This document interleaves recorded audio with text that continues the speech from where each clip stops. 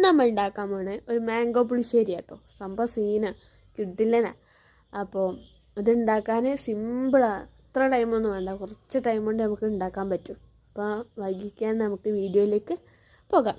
അപ്പോൾ ഒരു പാനിലേക്ക് വെളിച്ചെണ്ണയും കടുകും പിന്നെ വറ്റൽമുളകും കുറച്ച് കരിവേപ്പിലയും കൂടി ഇട്ടിട്ട് ഒന്ന് മിക്സ് ചെയ്യാം.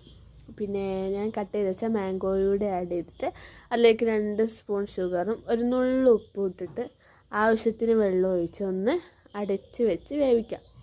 എന്നിട്ട് അപ്പോഴേക്കും വേവുമ്പോഴേക്കും നമുക്ക് ഒരു ജാറിലേക്ക് അര കപ്പ് തേങ്ങയും 1 കപ്പ് തൈരും 2 മുളകും ഒരു കഷ്ണം ഇഞ്ചിയും ഒന്ന് മിക്സിൻ്റെ ജാറിലിട്ട് അടിച്ചെടുത്തിട്ടുണ്ട്.